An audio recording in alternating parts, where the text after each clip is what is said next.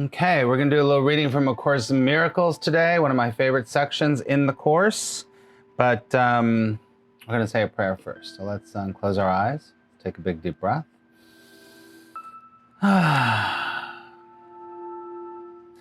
Dear Mother, Father, God, Divine Source, Universe, all that is.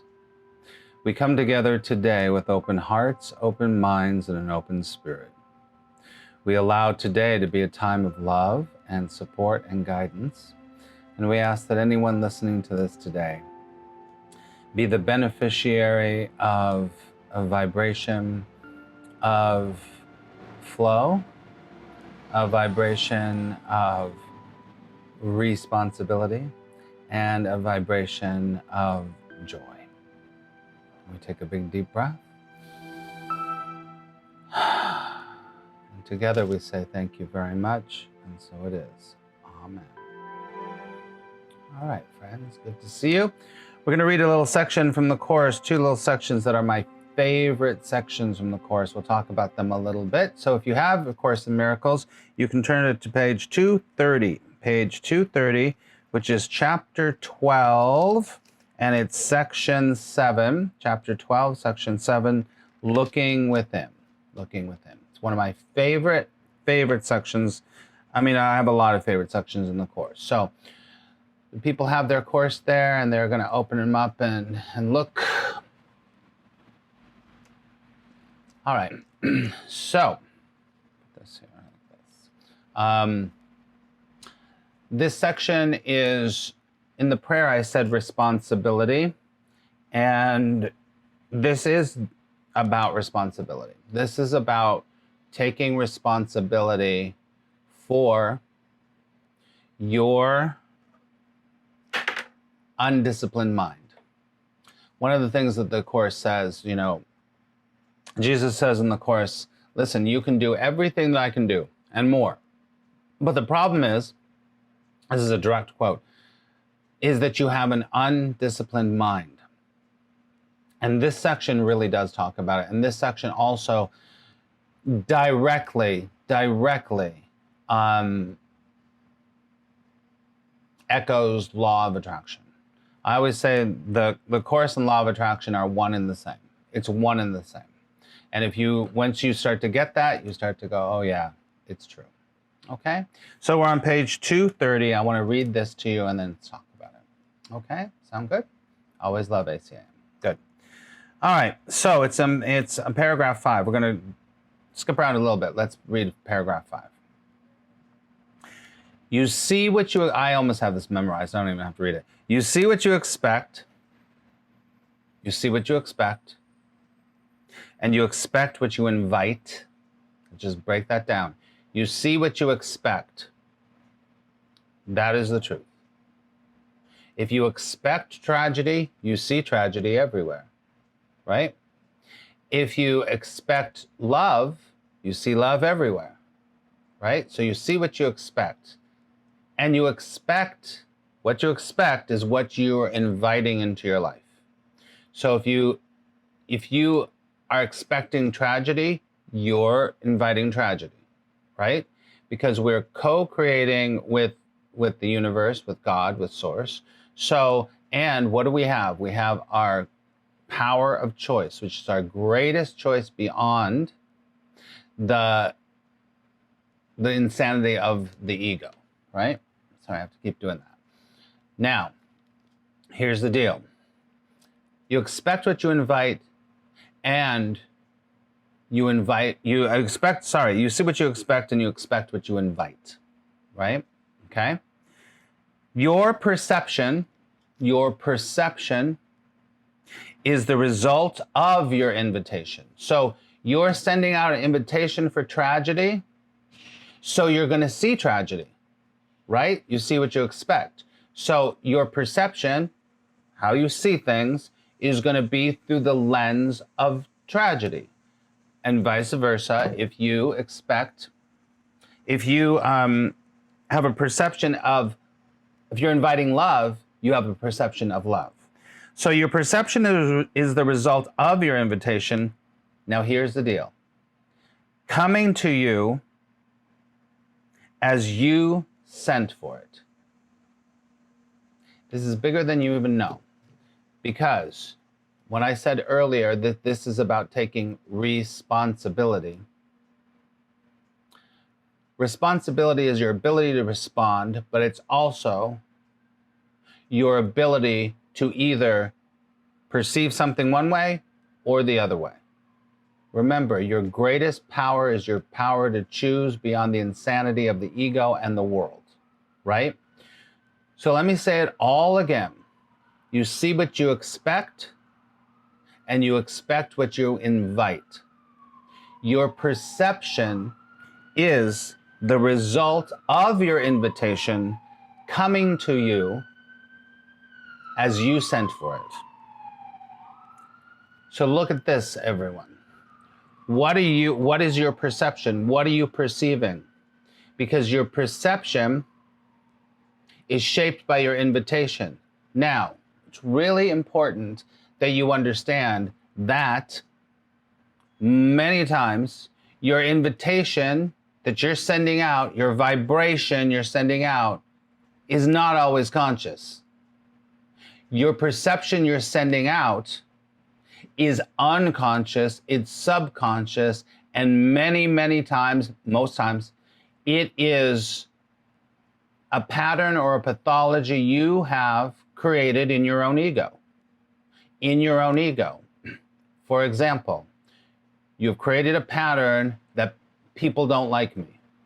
So that's the invitation that you're sending out. People don't like me, people don't like me, people don't like me, people don't like me, people don't like me, right? So then you have a perception that people don't like you. You're going to find people that don't like you. And it's going to come to you that people don't like you. It's going to come to you that people don't like you, right? I'm inviting Jack White from now on. I looked at that for a second and I thought you were going to say, I'm inviting Jack Daniels. That's more like me.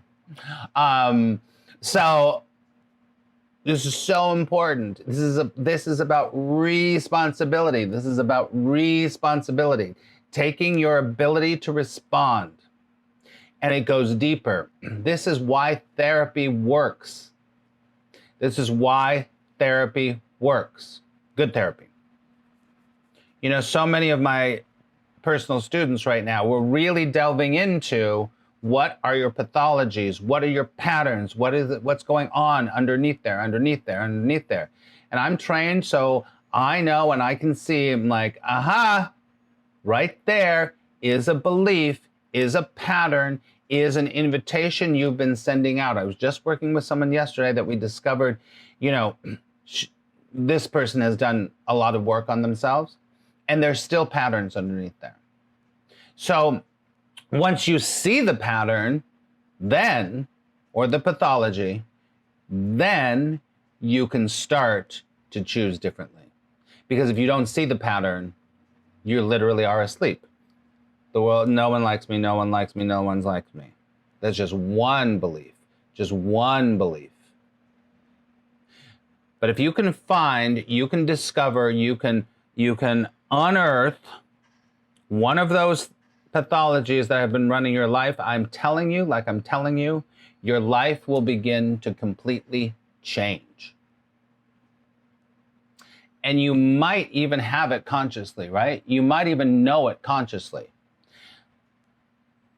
But a lot of times my feeling is that a lot of people don't know their biggest pathology. It's in there. It's just because it's just the way it is. I'm sure, you know, I've been to therapy. I don't go to therapy right now, but I've been to therapy, and it was through therapy that I was like, I got it. That's the thing that I send up inviting. I invite that all the time, and I don't even realize it. I don't even realize it, right? So important. Let me read it again. You see what you expect, and you expect what you invite. Your perception is a result of your invitation coming to you as you sent for it. This is important. So let me just read this other part. Remember always that you see what you seek, for what you seek you will find. You see what you seek, and what you seek you will find, right? And one of my favorite lines in the whole course comes up right now on the other page. When you want only love, you will see only love. Take a deep breath.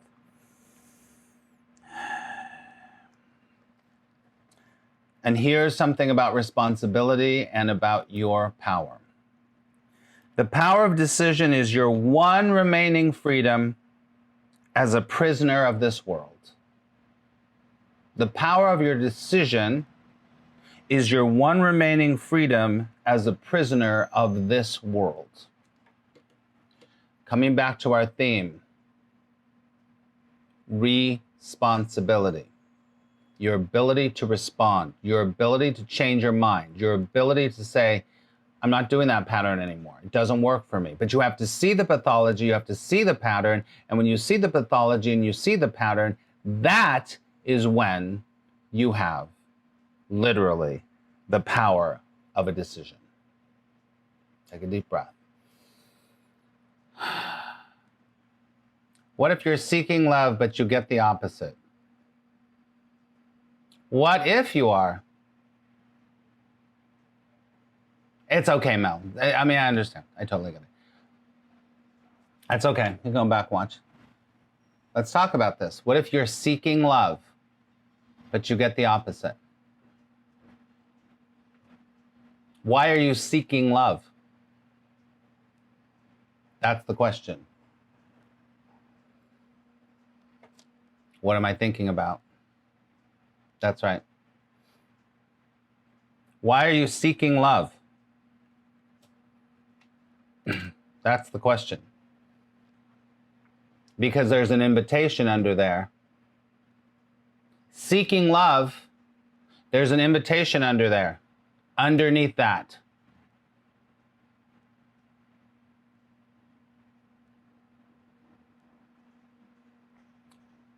And I would say to you that the invitation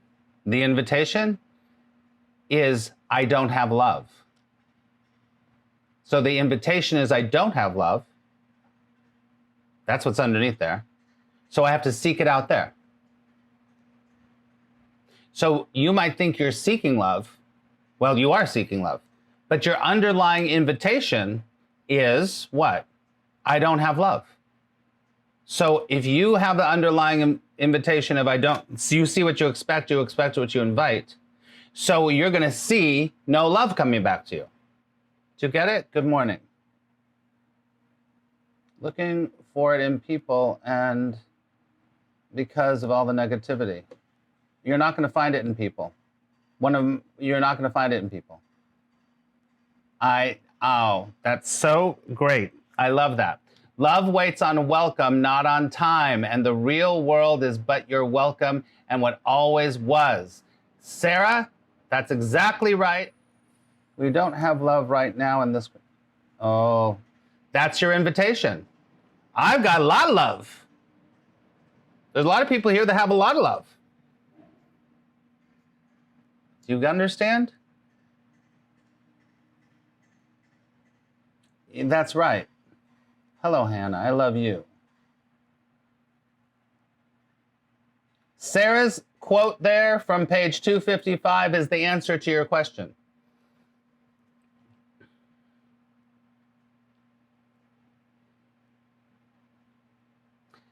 From A Course in Miracles point of view, love is all there is. But I want you to change that word, because what you're seeking for is your connection to all that is.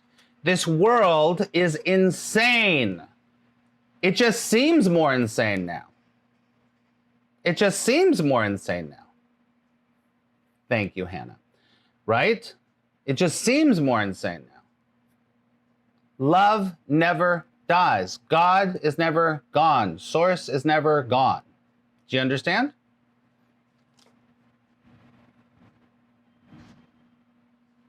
See what's underneath. See what's underneath. What's underneath? See what's underneath. You already and always have that connection. So the work is that. That's the work. Not to go, I got to find it somewhere else. It's never anywhere else. God is never anywhere else, right? So remember, it's about your perception and what your invitation is. Don't take just that thing on the top, because this thing on the top is the little part of the iceberg. This is the big part of what we are sending out subconsciously is the iceberg that's below the surface. That's called the work. Is that you gotta go over here. What is your intention in seeking love? I know, beautiful. Your intention is an assumption you don't already have it. And I know it's not easy. It's not easy. But that's when you do the work. I was talking about this, I don't know where it was, but never know where I'm talking about what. But the part of the chorus that says, the Christ in you is very still. The Christ in you is very still. We're all still forgetting all the time. It's very still.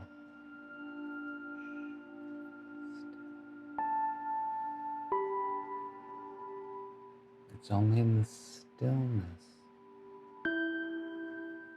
that you have conscious contact with love, with grace, with God. Get it?